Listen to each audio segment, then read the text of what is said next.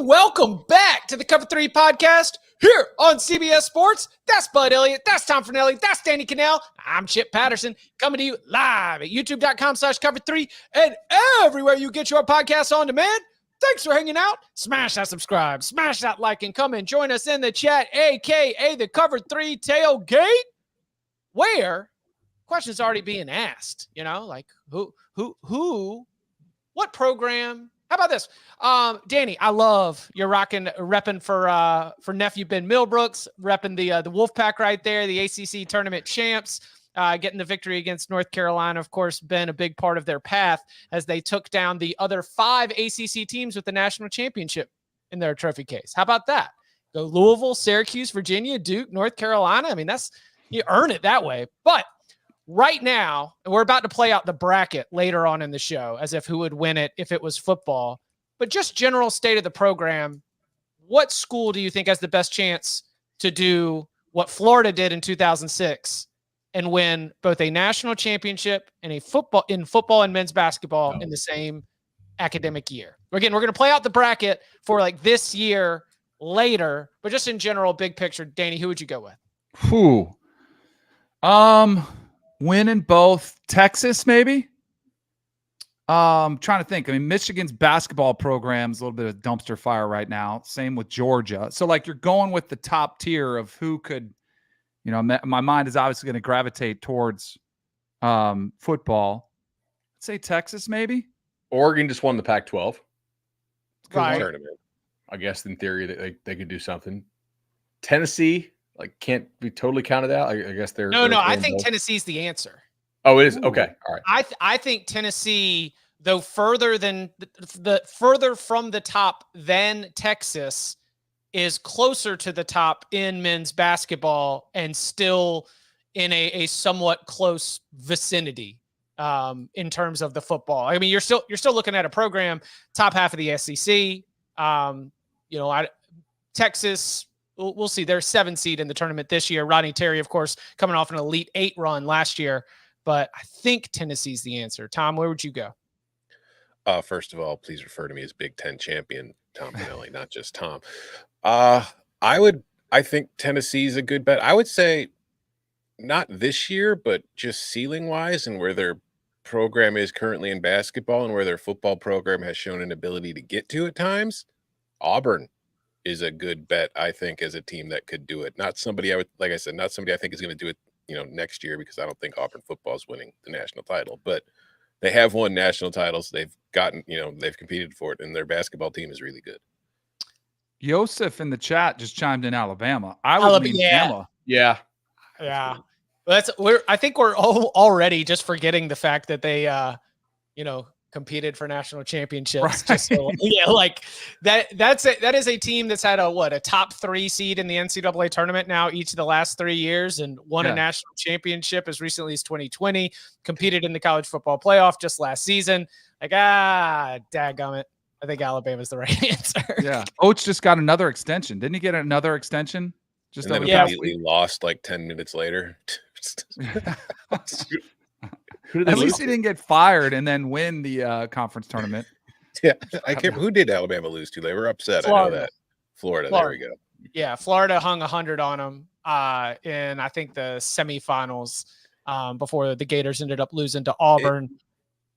It is kind of funny how many football and basketball programs are opposites at schools. You look at Iowa, who can't score at all in football, but their basketball team is all about scoring and they can't defend anybody.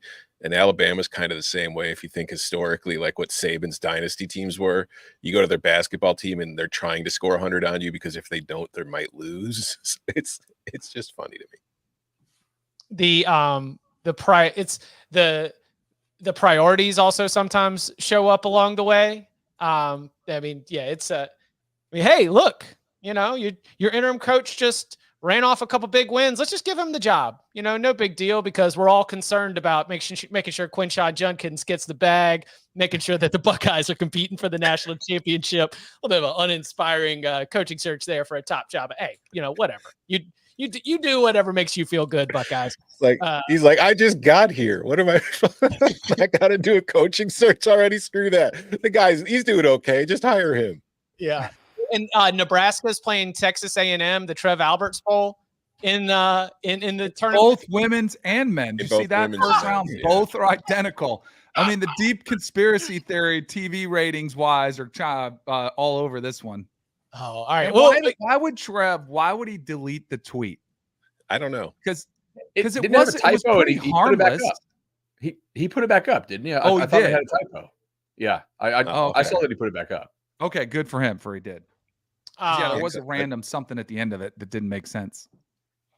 Look, it is the Monday after Selection Sunday. We've got hot brackets. We've got a bracket challenge that we will be telling you about all throughout the week so that you can come and compete against us. And a little bit later on in the show, we're going to have a little bit of fun with the bracket, gaming it out as though it was the college football programs, not the men's basketball programs competing.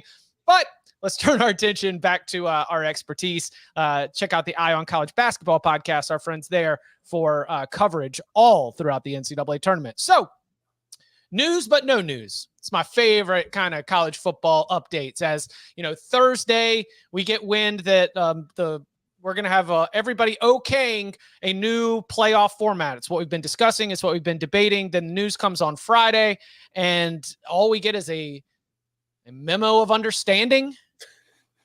We've got no commit. We don't even have a commitment on the number of teams. Like, is a memo of understanding pretty much just saying, yeah, I read it. Well, and I clicked agree. Well, what they agreed to, as I understand it, what they have agreed to is the money. They have agreed, the leaders, to sign the new media rights deal for 2026 and beyond. And in there are the languages of it will be a format that will include at least 12 teams, so 12 or more, and the revenue distribution where we see that the SEC and the Big Ten they're going to be getting the larger chunk of the pie, sort of the payouts. Everyone is signed up, everyone agrees to it, but Bud, I was looking at the reporting. It looks like we're not even on the 3-3-2-2-1-1 hike anymore. Like, the new preferred model is a 5+9. What's going on here?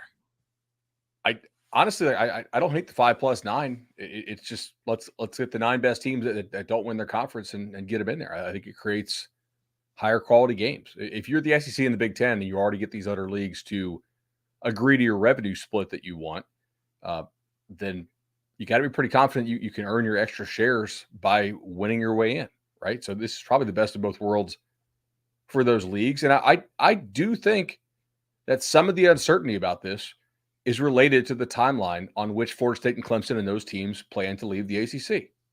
Now, we know there's the 2027 look-in, and it can happen even earlier if there's conference realignment. But, if we think this thing is done in like 6 months or sooner, right, because you have the August 15th deadline, why not just kick the can down the road a little bit? I think there's a real chance it is done. Yeah,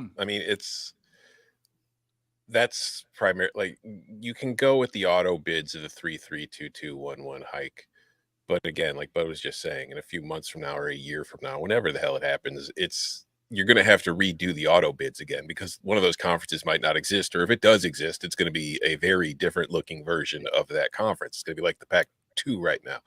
So I think the 5+9 makes more sense, both from that from that vantage point, and also just from a competitiveness of the product vantage point, and that you do want to make sure you get your best teams in because it is a TV product. But I also do find it very, very telling that, like you said, Chip, everybody's agreed to the money. They have no idea what it's going to look like, but they have all agreed to be paid for it, which again is always what it's going to be about. It's like, yeah, sure, whatever, just as long as we're getting money for it.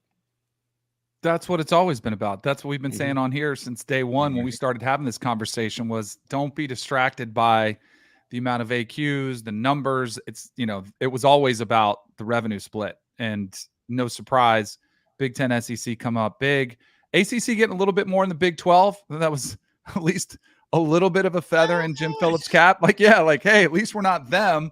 But I do think the 5+9, the only thing that bothers me is I liked the 3-3-2-2. I forget what it is already. 1-1. Yeah, 1-1 hut. I like that one from the perspective of that you weren't going to hoard all the teams from the SEC and Big Ten, because I think there's a really good chance that 8 out of those 9 are probably SEC or Big Ten in that model, the 5 plus 9. But like that's when you look down the road, and if there is a split off and the ACC is a shell of what it used to be, and if there are those, then you're like, all right, well, that doesn't make any sense to have them have the same auto bids. I just wonder if it's going to be flexible. Like if it isn't done, maybe they go back to the 3-3-2-2-1, and then when it splits or when they consolidate, however you look at it, then they go to the 5 plus 9. Yeah, if I was the ACC, I liked knowing there were 2 spots for ACC teams. And even if you thought that Florida State is on the way out, whatever, that's even great better. news. That's the big win for them. But they would never. But that's just like a legal fiction, though, because they would never keep those spots because of the look-in clause, which is triggered upon any conference realignment. If Florida State gets out, the Big Ten and SEC are not going to give the ACC 2 spots, regardless. Like that's a yank immediately. You're talking about 2 things. The look-in clause is for the ACC and its own media rights deal. The look-in clause. No. There is a look-in clause, according to Dellinger, that it triggers in 27. However, you can do it earlier for the format. So they in this memorandum of understanding, they have said, hey, if there's any conference realignment, we can open this thing up even sooner as far as the playoff format. And I love how they framed it as like, hey, the Big Ten and the SEC are allowing these other leagues to look in after a few years if they don't like the way things are working, as if the Big Ten and SEC aren't putting it in there because they know in a few years, we're probably going to want to change things because we'll have 3 of your teams. I mean, we're watching a horror movie, and the protagonist is walking out to the shed with all the chainsaws, and the villain is the Big Ten and the SEC, the Super 2 advisory board, Stab. Yeah. And you're just like watching it happen. Like, no, come on, guys, let's go. Just sign this paper and everything will be okay. You guys get the privilege to look in when we have this special look in. Oh, see, Chip, the Big Ten and SEC are just liberators. They are liberating you from your awful government. Okay. Do we think the Big 12, like let's say they had done the 3-3-2-2-1-1 thing? Would the Big and Florida State and Clemson and Miami and whoever else leave the ACC? Would the Big 12 have been able to keep 2 auto bids? Because if so, the Big 12, like considering they have 0 teams that actually compete for a national title, would have been making out like a bandit. Like for them to have 2 auto bids is pretty remarkable. I think the Big 12 having 2 auto bids is similar to, I think the ACC loses Florida State and Clemson. It looks like the Big 12. It's worse. You think the ACC is worse than the Big 12 without Florida Easily. State and Clemson? The ACC, as far as for national title competition, the ACC is really top heavy. I think the Big 12 is much deeper than the ACC. I would also suspect if you look at like non-conference schedules of current Big 12 schools and non-conference schedules of ACC schools, when you remove like the Florida State and the Clemsons, the Big 12 schools have probably performed much better against Big 10 and SEC teams. I don't know, man. Danny, what was that record that we were holding out? What was the ACC's record against SEC teams like 3 weeks into the season? Let's just keep pointing. If you remove Clemson and Florida State. No, Miami. Miami had a huge win over Texas. Huge win over Texas. Oh, yeah. What? North Carolina. They got that win over Middle Carolina. Tennessee. Oh, wait. No, they lost that game to Middle. Yeah. Come on. Virginia, just wasn't it 9-3? It was. That's look, basketball, but I thought it was 9-3 throughout the whole season. I'm just saying, over the long haul, I'm guessing the Big 12 teams have done pretty good. Okay. All right. I mean, don't we normally fade them in bowl games? No, that's the MAC, Chip. Fade the MAC. Fade the MAC. That's true. That's always. Any other sort of burning questions or pieces of the playoff future that stand out from? I mean, what really is a little bit of a left turn from at least the way that I was projecting this thing moving forward. I do generally agree that with Tom's point, competitively, 5 plus 9 is going to give us the least complicated, most realistic snapshot of the top teams in college football. So I'm okay with it on that point. It's the most work by the committee, though, which I want to see the least amount of work by the committee. That's true. Like that's what I would like to see, but it is what it is. Yeah, Bud said do it was you a think- red herring. The selection committee thing. I'll say this. Do you think I shouldn't ask this question because I think it's stupid because No, I I think I think know you the should. answer. Go, But go, Tom, go. I know, Tom, you said, I don't know, I can put out your dirty laundry here, but you were like, I don't care about 65, 66, like last four in, last four, last four out. The amount of, conversation about that. And then you quickly forget, like tomorrow night, it's like forgotten about. How upset do you think the people will be about 12, 13, 14, and 15? Like if it's 14, 15, 16, it'll be on a magnitude level. Do you think it'll be way bigger than it is for college basketball? Because there's some, but I would think there's still a lot of teams that are going to be pretty vocal and upset about getting left out. Because it's not really 12, right? Because the G5 team is almost certainly going to be the one that's ranked like 18, but they're automatically in. So you're really going to be arguing like 9, 10, 11, 12. Right. Like, two of those teams are going to get left out. Right. Yeah, like I would say like the difference is going what I texted last night is I hate the playoff, but I'm very grateful that I don't have to argue over which 20 and 14 team should be in the tournament.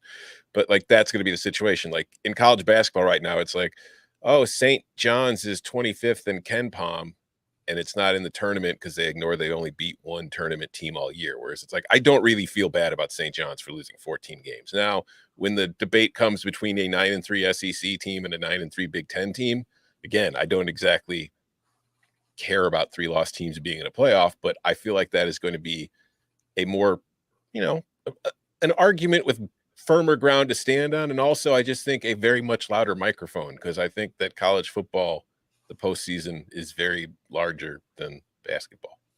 Can we, are we short on time? Are we going to be tight? I have a quick idea. Yeah. Go. Because I don't know if you guys talked about this, one of the mailbags. I don't know if it was a question was asked. Which bowl or bowls, plural, is going to figure out what basketball figured out with the NIL tournament they're going to have? The tournament I'm talking about, I think Fox bought it. And it's going to be $1 million payout. There's $2 million. So $1 million goes like distributed evenly among the teams. And there's $1 million payout to the winners. Which group of bowls or bowl is going to figure that out early in the season? And then that bowl might become more attractive to some than the playoff, where if it's $1 million payout for the bowl teams and it's all within an NIL structure, like that's the solution to fix the broken bowl system, especially the early ones. I know. It's the same one that sold its naming rights to Jimmy Kimmel, Gronk, and had LA like, Bowl? like live animals on the sidelines in SoFi, like that. Vomiting camels. Yeah, it was. Yeah, that was it. It was like vomiting camels on the side. I mean, that is the one that I would say is has the most likelihood of emerging with a real forward thinking, because I do think that's forward thinking of terms. Totally. Like, this is an entertainment product, and so let's try to get the best out of this. Let's hold that little carrot out there of a big old payout. I would be way more intrigued, way more inclined to watch, way more inclined to bet on or make a pick on a game that had something at stake that was more than the players were normally used to, which is money. I think it'd be a huge boon. We should start at the Cover 3 Bowl. All right, you can pay for it, and then you got and then Bud, Chip, and I will promote it. I guess I'm just thinking, like, why would you pay? Why would you pay to have it if you're getting teams that are not in the playoff? To add something to it, add more eyeballs, add more intrigue, add more rating. Add more. But I agree in the future of America. I agree in theory, but like, do we actually think that more people will watch a non-playoff bowl game because stars are playing it? Because I think the vast majority of these bowl games exist basically to fill airtime, right? And people are watching them because there's literally nothing else on. Like, ESPN owns almost all these bowls. I imagine ESPN will probably kill a couple bowls next year because that they're going to conflict with when the playoffs happen. How much money does like a standalone kind of college football game on any weekend of the year bring in? Like the SEC on CBS game, how much revenue does that one game bring in for the company, or ESPN's ABC's primetime game? Because I think that a lot of those games are, not always teams that are going to be in the playoff. So if there's enough revenue just generated from that game, like say you produce $1.5 million in ad revenue, whatever it would be, and you give $1 million to the team, the winning team, you've still made $500,000. Right. And you've also sold advertising for that, window for the ratings going forward. I don't know how I think works. it protects. I'm just spitballing here. I know that's why I think it protects the who wants to be there, because it's very obvious the teams that do and don't want to be there. I was at the Boca Bowl and it was Syracuse and South Florida. Like, you could not have had a bigger disparity in who gives a crap, and it was all USF. But if you have money on the line, and there's still going to be opt-outs. Like, I think if you're a first round pick, like, you're still going to opt out of that game. But I think you could see a lot of guys stick around for the payday, and if it's a bigger payday for the winner or winner takes all, then I think it comes really compelling. I just don't know why I would do it if I ran the bowl. I don't think I'm going to sell more tickets because the players are playing in it for these non-playoff bowls. Like, I just, like, they literally just exist to fill TV inventory. I think what if you can get Nelly to perform at halftime? Yeah, I think the spectacle would work. I mean, you're selling it as a spectacle, like as a one-time like thing? Shiny things. I don't know about one time, and I don't think it would work for 10 years, but I think it could spike. I think you'd have teams begging to get in. All right, but like in any amount that you could make it that would be so flashy as to get people interested in the amount is probably not good business for you. And conversely, any player that you think actually materially impacts the ratings or the attendance for the game is too expensive to pay NIL wise. I don't know. They're only one game away from the NFL. I think that people are stupid, and I include myself in that group of stupid people. I think just calling something the $1 million bowl game would draw attention. Yep, totally. We've got some infighting here on the Cover 3 bowl selection committee. Oh man, yeah, the $1 million game. Boom, that'll sell quick. When is this NIL tournament going to be for hoops? I think it's preseason, isn't it? Like the Maui Classic, Bahamas Classic, and then it's the whatever it's called. I think it's a preseason or early season. I think the game's early. Yeah, early. Yeah. So, anyway, something to keep an eye on as the Cover 3 Bowl looks to finalize our plans to take over the college football and save the college football postseason. Remember, the Cover 3 Bowl, we are here for you. Coming up on the other side, it's time to start filling out some brackets. So let's enter a bracket and fill it out as if it was college football teams. We're going to do that and more next.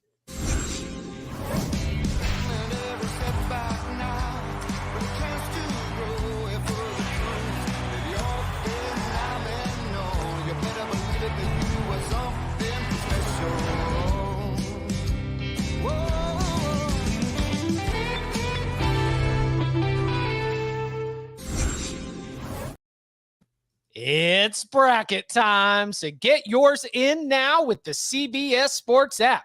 You can play in men's and women's pools with friends and join our challenges for the chance to win a new Nissan Rogue and trips to the 2025 Final Four.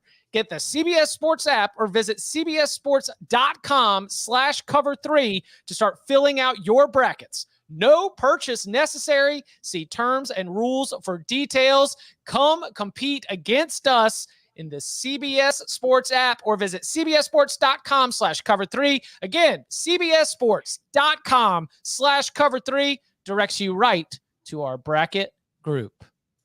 All right, boys, let's have some fun. And hopefully we can get the technical side. All right, Mikey, can we bring it up? I will fill this out. Yes. And I will whatever we decide today, I'll enter it. Okay. This will be my entry into this will be Chip's entry into the 3 bracket challenge. Okay. So we're gonna take this and I'll try to read this aloud for those who listen on audio, but we'll blow through some of these fast, and if it gets interesting, then we'll keep it up. So we're starting in the East in the upper left-hand corner, fighting Jim Mora's. We advance. FAU against Northwestern. We've got, by the way, hold on. Point of clarification. Are we doing like last year? Yeah, last year or like projecting forward, like 2024? My power ratings take in both the past and the future. Vibes. So I like that. That's what I'm doing. I think future or leaning future is probably a little more fun just because more unknown, right? Yeah. All right, so no brand biases, though. See, this is what bothers me. This is when there's going to be a lot of brand bias towards those preseason top 25 rankings. I don't love that. but I'll work with it. All right, FAU against Northwestern. What do we think? David Braun or Tom Herman? Who gets the nod? Northwestern. Northwestern. Me, I'm voting Northwestern. Boy, Big Ten homer right there. Yeah. All right. Oh gosh. Okay. Chip, what are you doing over there? All right, San Diego State. I'm gonna keep it tight. I don't see y'all's faces, so keep talking to me. San Diego State and UAB. Ooh. Wait, another point of clarification. Is New this coach. at UAB? Or is this No, these are all neutral sites. All neutral sites. I'm going to go with Trent Dilfer year 2, UAB. Although San Diego State's offense should look a little bit better. Sean Lewis. I'm Yeah. going San Diego State. I'm going to go San Diego State as well. Yeah. All right. Auburn against Yale. The fighting Barton Simmons. Barton Simmons. Upset, or we just take Auburn? I mean, if it's the Auburn that showed up against Maryland in the bowl game, Or the Auburn that played against New Mexico State at home. dude. I mean, Yeah. could Barton cover, or was he like a run stopping safety? Because like covering against Peyton Thorne, you don't need to cover. So if they're just going to run it down their throat, I don't know if Barton's going to be able to stop that. So I'm going to go with Auburn. Yeah, I don't know if Barton was ever the same after the injury. Just all right. We'll go Auburn. BYU Duquesne. Sorry, you just got steamrolled. Morehead Easy. State. Sorry. Damn straight. All right. Then Iowa State, South Dakota State. let's see. Ooh. That's a good game, but definitely Iowa That State, is a good right? game. Not definitely, then but I would Washington go with State. them. Yes. Iowa State or Washington State. That's a good one. So they lost Cam Ward. Yeah. Iowa State's Rocco bringing Becht. back Rocco. Becht. Yeah. I'm New gonna offensive go Iowa coordinator, State. though. hmm I'll go slight lean to Iowa State. We like that? Yeah. Okay. All right, Tom. Illinois, BYU. First, I want to go on a slight rant here, if that's okay. Sure. The NCAA Tournament Selection Committee continues its quest to screw over the Illini in the bracket every single year. A few years ago, Illinois was a 1 seed, won the Big Ten, and they put Loyola at 8, despite the fact that Loyola was ranked 9th in KenPom at the time. They were an 8 seed in the tournament. A couple years ago, Illinois is a 4 seed, and they get Houston in the second round, who is a 2 seed, despite Houston being the 4th seed in KenPom. And this year, the committee admitted that BYU would have been a 5 seed, but they don't play on can't play Sundays. on Sundays. So they bumped them down to a 6 seed, and they give them to Illinois in the second round. They're also 16th at KenPom. I know what you're doing. I don't know what Illinois did to you, selection committee. I'm assuming it's a bunch of Indiana alumni on that thing. But I would go with Illinois in this matchup, and screw you, committee. All right. Can I Bud, rant on Danny. this as well, slightly? Sure. Yes. All right. I understand not wanting to be just completely beholden to some of the more predictive metrics, like a KenPom. But if you're going to deviate from those substantially, you better have like a really good reason. Like maybe serious injury to a star player or something like that. When these committees are screwing up, it's like they're not really equipped to understand some of the advanced math that make these metrics as good as they are. So they lean on this like net bullshit and like these quad whatever, like nice round number stuff that like they can explain and talk to each other about, even though they're really sort of arbitrarily drawn and not, I don't know. I don't find them all that helpful. So like I don't know, man. It's KenPom. New Mexico's top 25 in KenPom, and they're like behind San Diego State. I mean, New Mexico is underseeded. Sure, they're not an 11; they're more like an 8. But I don't. The team sheet has KenPom on it. KenPom is on there. KPI is on there. Like they have predictive analytics on the team sheet when they're looking at these teams and comparing them to each other. It's not like just because specifically the KenPom ratings do not fall in line with the seeding with a lot of this stuff. It's not as though the committee's going head in the sand. We don't look at analytics. They have a half of their information are power ratings and predictive metrics. Half of them are resume ratings, strength of schedule, strength of record. They make bad decisions, but I don't think they are willfully going through a poor process. All right, look, Unless they can screw Illinois. when I pull up Google Maps, right? I'm trying to go somewhere. Hey, let's hit directions. They don't give me the option to take horse and buggy next to car, right? Like they give me the best options. And like these other options are not as good as these predictive metrics. So it just like it makes it less good.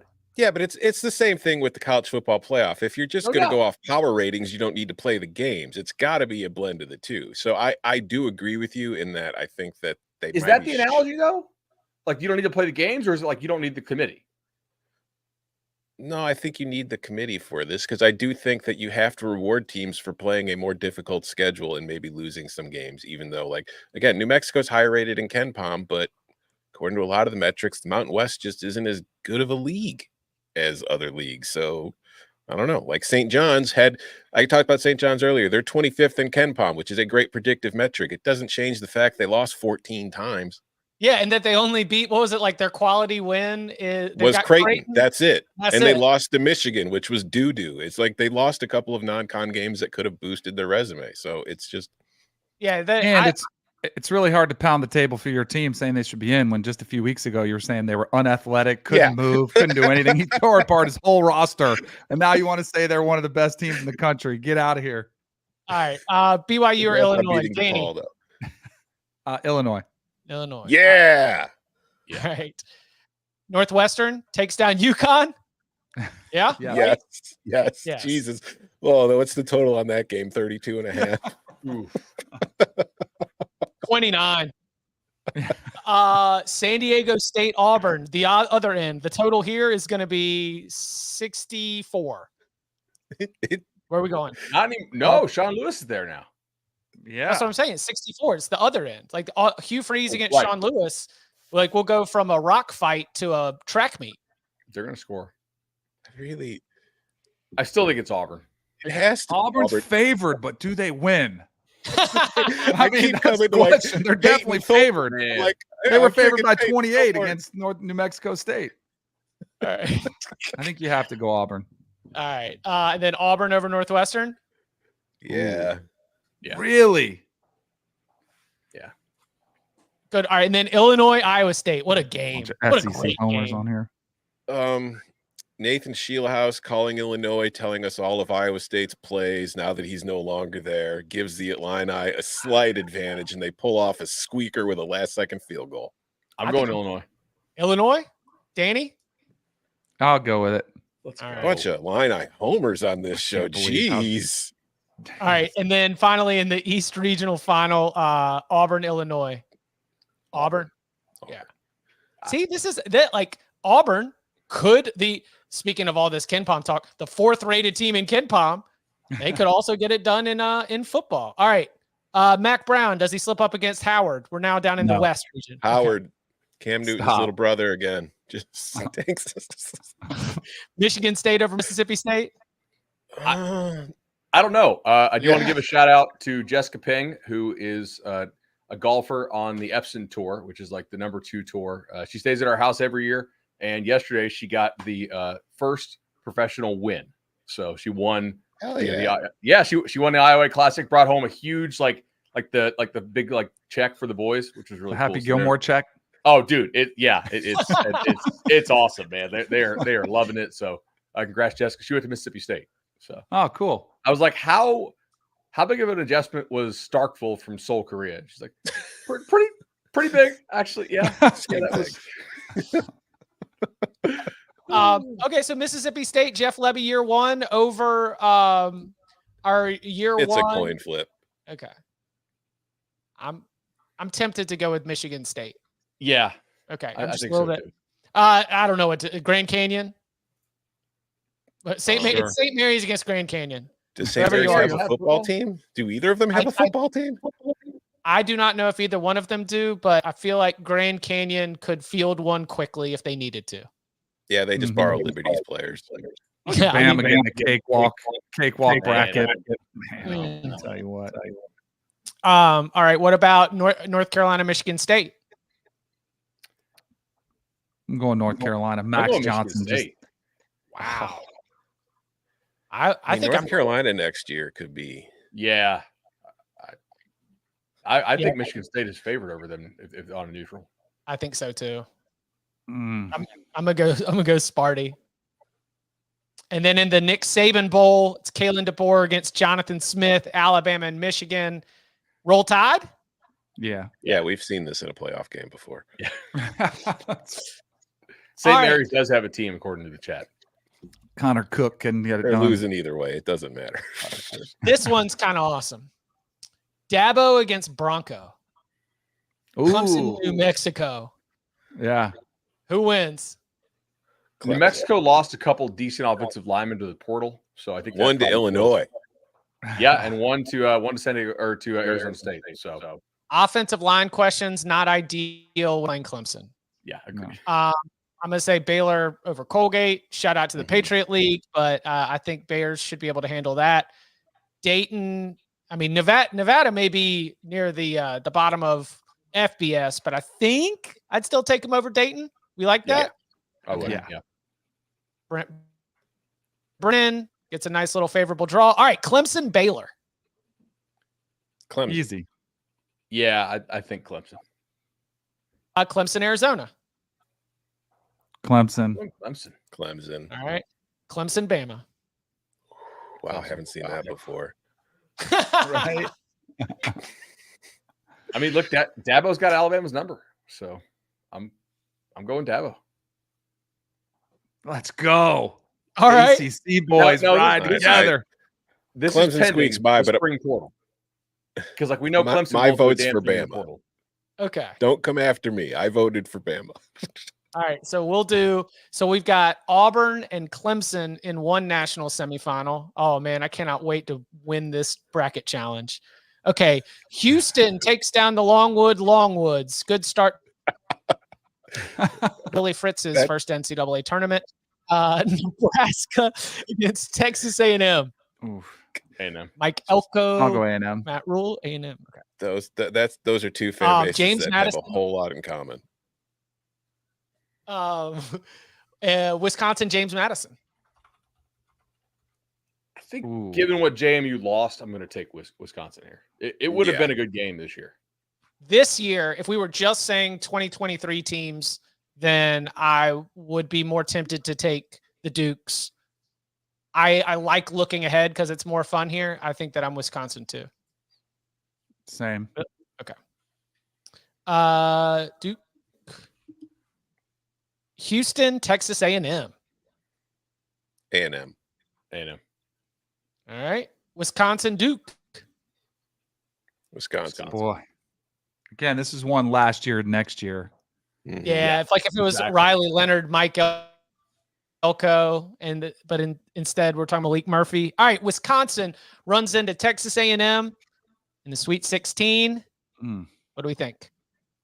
This is a hard one. I got to stick to my Big Ten. I'm going Wisconsin. I kind of think it's A&M, but it feels pretty coin flippy. Yeah, Danny? I think this is one of the harder ones we've had.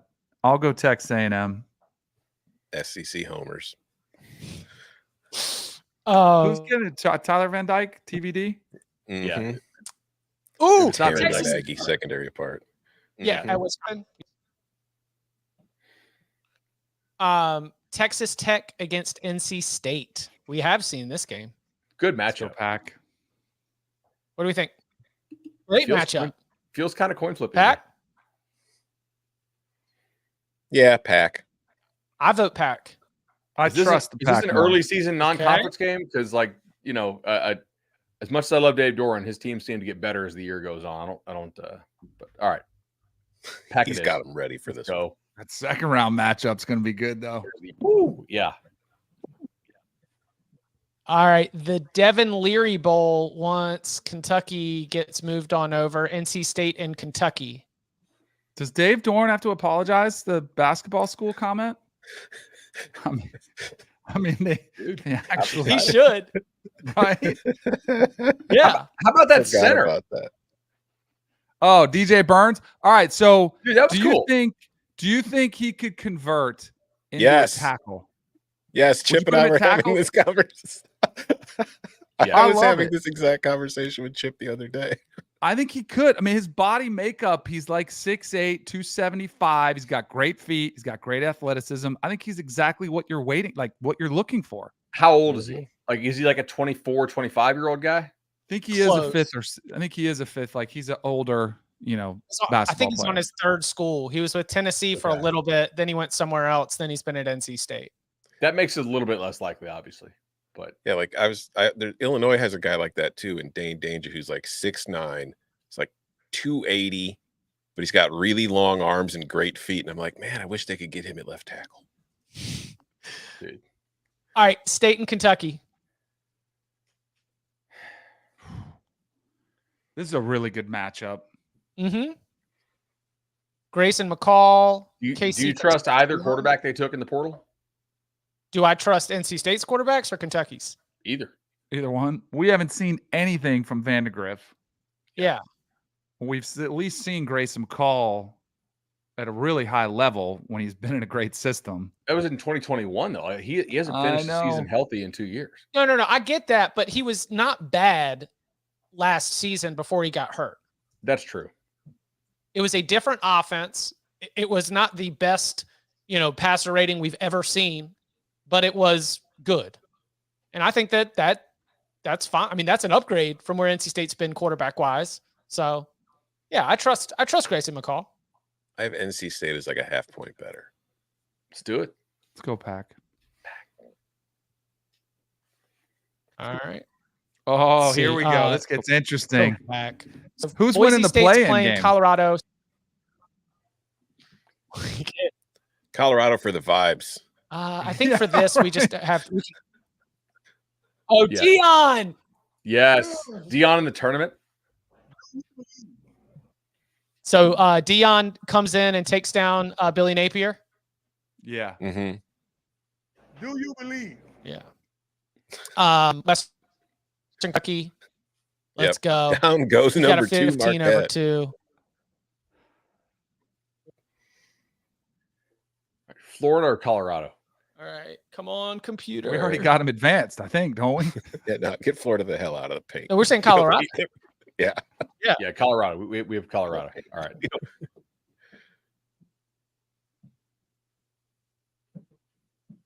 What's going on? Chip's internet shaky?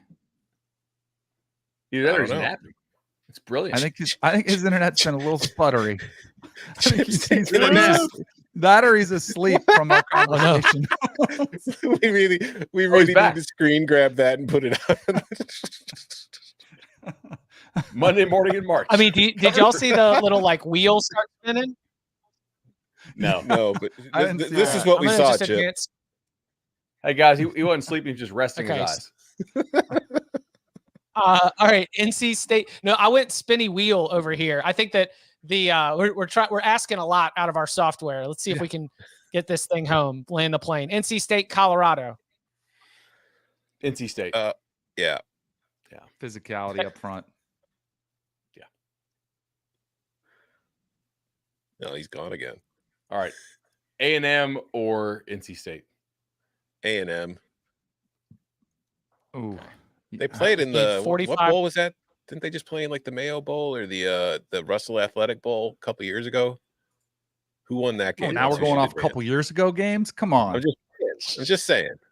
Okay. Texas A&M is into the Final Four with Auburn and Clemson. All right. We're so close. All right, It's struggle city today for Chip's internet. It's TCU over Utah State, I'm pretty sure. Yes. TCU over Utah State, I'm pretty sure. Okay. Yes. All right. It's Gonzaga or going great. McNeese? All right. It's going great. Gonzaga or McNeese? Gonzaga. Does Gonzaga or McNeese? Does Gonzaga?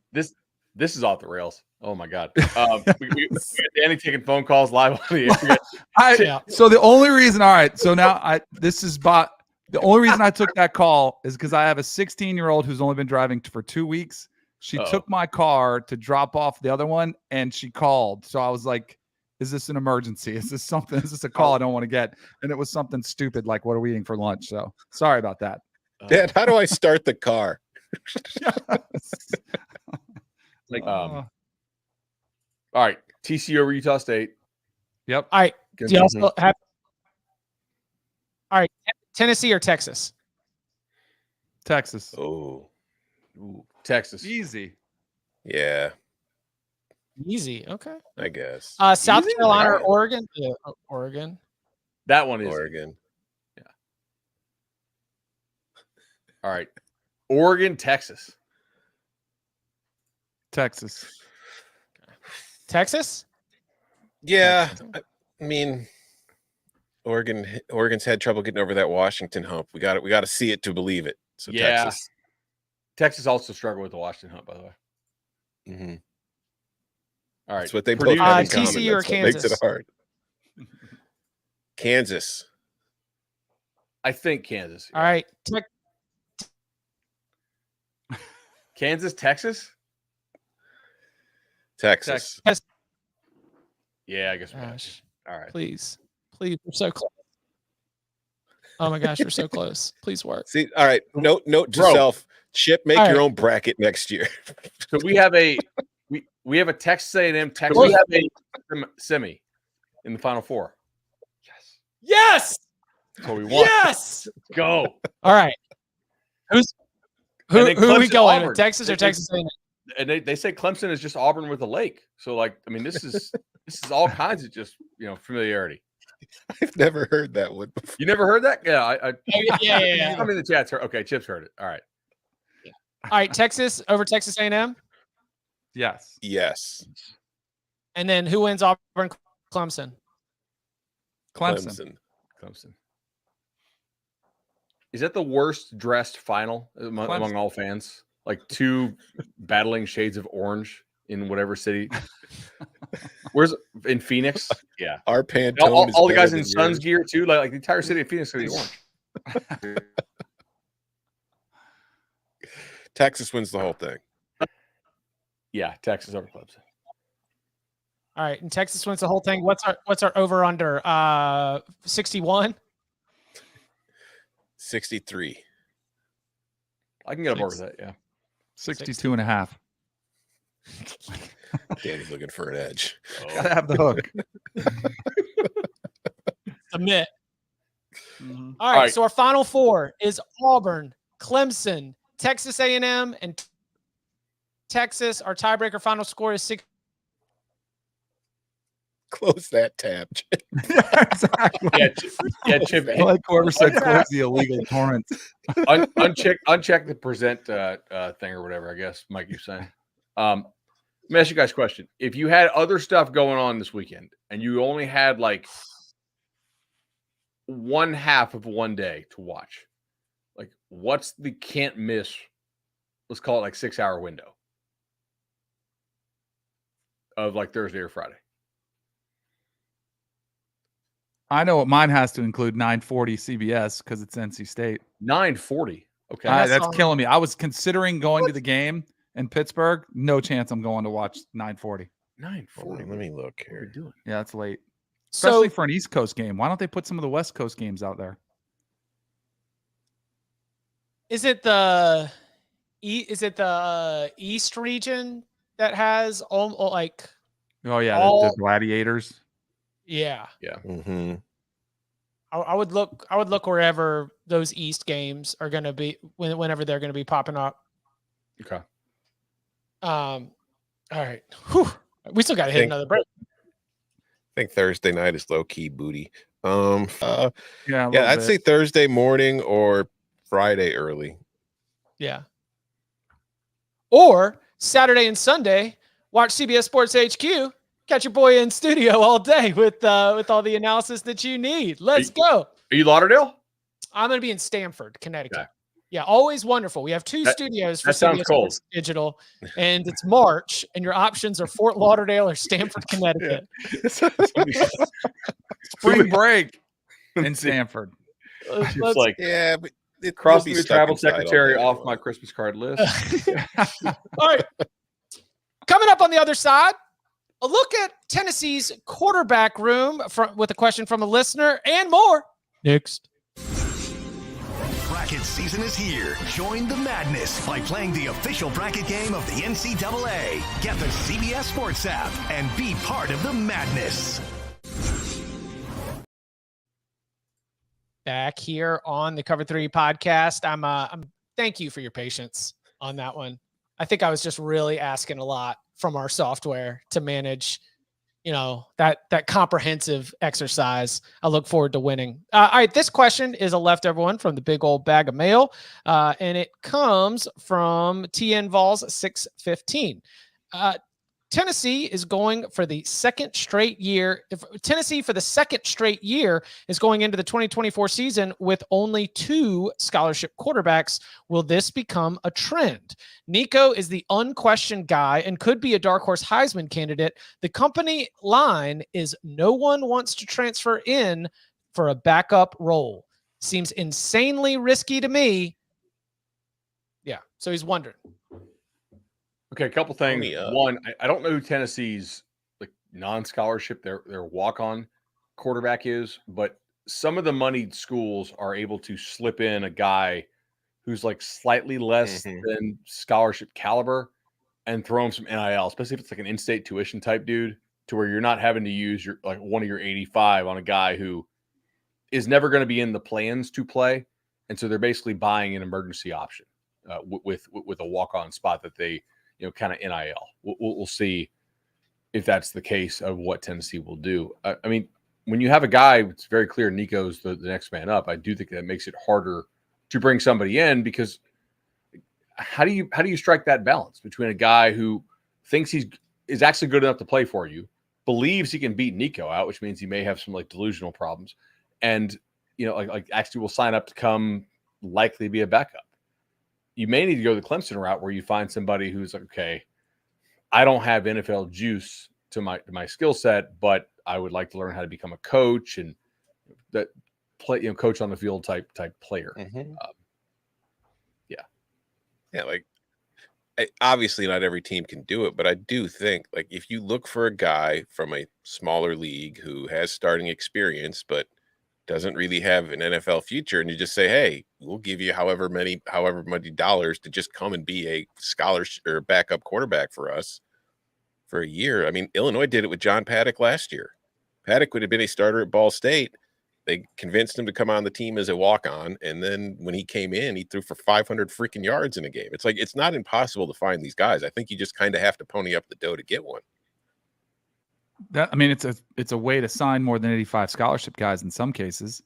I mean, you're squeezing in a guy by paying for his education essentially and getting him on there. I think the question overall, though, is really interesting, because I do think it's going to be harder to have multiple scholarship quarterbacks just because of the way the whole structure. I mean, look at Texas. They had such a unique circumstance when they had 3. And it was oh my gosh. But every time we talked about him, we're who's leaving first? And it was Malik Murphy. And also, and he goes to Duke, and you can't blame him for it either. So, I also wonder, do the teams, with their NIL allotment, do they only want to be paying 2? Do they really want to be paying 3, or do they want somebody? I mean, I saw Navy Schuler. He's Schuler's son, is one of the walk-on quarterbacks. It's a nice, but I don't think he's a player. But it's a depth piece. I mean, I wonder if that's what the rosters become more of, where it's 2 guys that you're paying, and then it's a pretty significant drop-off in some walk-on that's there that's truly a stopgap that can call the plays, but is not going to, you're devastated if you lose both 2 starters. And it's pretty widely known how much, it's been reported that they're paying Nico. Maybe they just don't have the money to go get the backup. But honestly, I think this is kind of what Drew Pine is doing at Mizzou. I don't think Drew Pine's going to Mizzou thinking he's going to become the starter and, be a long-term NFL player. I think he's just they need a veteran backup, and maybe I can get into coaching and I get to work under Eli for a few years. Danny, like you were saying, I do think it is reflective. I don't think it's a trend specifically for Josh Heupel, but I do think it is reflective of the personnel challenges that all coaching staffs have as they're trying to, play the carousel, keep guys invested without having them leave, but make sure that you're not in a position where if Nico goes down, all of your aspirations are suddenly out the window. So I don't think it's specifically a Tennessee thing, even though it's the last 2 seasons like what happened. I just think it's kind of where you're at in college football. I mean, not everybody's going to have the Oregon situation where you've got Dylan Gabriel and Dante Moore. Right? Mm-hmm. That's the next one. But that one's ideal. That one's good because Gabriel's only got 1 more year. So that's the ideal. That's what anyone would sign up for right now. And you might be able to, the next class, you'd be able to sign a pretty good 5-star that could be like, all right, I only have to wait 2 years, or whatever it is. But then you could start stacking them. But that's why the GM position is becoming that much more important to structure, that room, every room, but the quarterback room, obviously one of the more important ones. Word. Thank you for your patience again. I'm glad. I thought it was fun. I like it. Look, yeah. Auburn, Clemson, Texas A&M. That's a pretty good football Final Four for the 2024 NCAA men's basketball tournament. Your computer have played Texas like North Carolina in the ACC championship. What'd you say? My computer was like North Carolina in the ACC championship. Yeah, just completely out of gas and just getting run over by NC State. I mean, I was sitting there like, they're gonna get tired, right? And they just didn't. They just did not. Amazing. Y'all, they were setting off fireworks in my neighborhood. Like they rushed Hillsborough Street. They went to the bell tower, because it's a bus ride for the team. So they came back on the bus and they went to the bell tower, and like tons of fans out there at 3-4 in the morning celebrating with the team. It was something for a lot of NC State fans. It was a moment, right? I mean, 87 was their last. I didn't realize that was how long it was. I thought there would have been one sprinkled in at some point. And to have a team that had lost 4 games in a row coming into the final stretch to turn it around and win 5 in a row. That is awesome. All of the times since 87 that they made it to the final of the ACC tournament, they had lost to Duke or North Carolina, and they beat them both on the way to breaking the drought. And Keats was on his way out. Like he was going to get fired. And then he's got this clause in there, the 2-year kicker. How many schools, do you think there's anybody in football like that? There's got to be one. We talked a lot about Kentucky and Stoops' contract, where if he had what was his 8 wins, 9 wins, he gets another couple years added. But I'm sure when they gave him that deal, they're like, yeah, sure, we'll throw it in there. Yeah, if you ever win it. And I mean, I think he was pretty done. I think he was cooked if they didn't have that run. My thought, not my understanding, but my thought was if they went one and done and lost to Louisville, no chance. But I think Kevin Keats is liked by the administration, athletic director, university administration. I think that if he had done enough in that tournament, then they would be like, all right, because he's in that portal flipping time. Like he got hit it with Tarquavion and Jarkel last year, flip it with the portal again. Brought out this new team, underperformed, but now they make it to the tournament. He's going to flip it again. So he at least can play the game. Where did they finish in the ACC?